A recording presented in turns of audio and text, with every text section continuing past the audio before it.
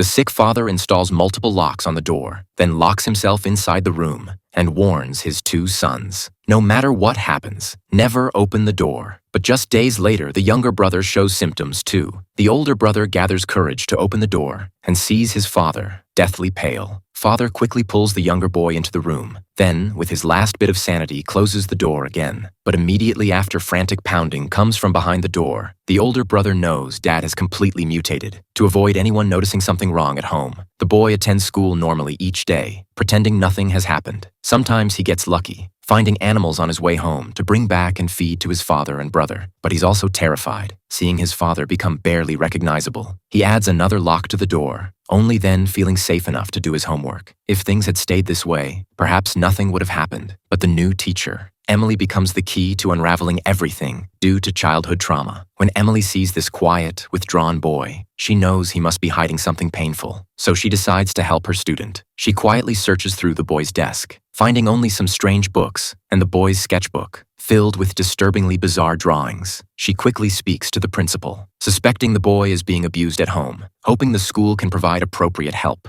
However, her meddling triggers a series of tragedies. Unexpectedly, the dedicated principal personally visits the boy's home alone. She knocks repeatedly, but receives no response. Finding the front door unlocked, the principal bravely enters, discovering a house not only eerily quiet but occasionally emitting foul odors. Just then, the principal notices the door covered in locks and crying sounds coming from behind it. After a moment's hesitation, she removes the iron bolts in the dark attic. She finds the younger brother huddled in the corner, but danger follows immediately. The father, his body completely red, suddenly attacks. Then, like a wild animal, he pounces violently. The poor principal meets her end, and the father, now fed, begins his final mutation, becoming a monster beyond imagination in the day. Something unexpected happens when the school bullies prepare to torment the boy again. Antlers slowly rise before them. The boy turns and runs in terror, while the bullies stand frozen. The monster suddenly lunges at them, then right before the boy's eyes instantly takes the bully's life. The boy runs all the way home, finding the house completely empty, except for bloodstains on the floor. Somehow he senses the monster is his father, so he wipes away the blood, conceals the principal's car, and tries again to pretend nothing happened. But worried teacher, Emily, comes to the boy's house alone and happens to discover the missing principal's car. Soon police find at the boy's home the principal's hollowed-out body, and in the corner, an eerily strange shell. The sheriff looks completely puzzled. Recent events have been too strange. Students mysteriously disappearing, teachers dying under bizarre circumstances. They take the boy to the hospital where doctors examine him, finding multiple health issues, clear signs of abuse at home. Empathetic, Emily doesn't hesitate, taking the boy into her own home. However, shortly after strange events begin to unfold,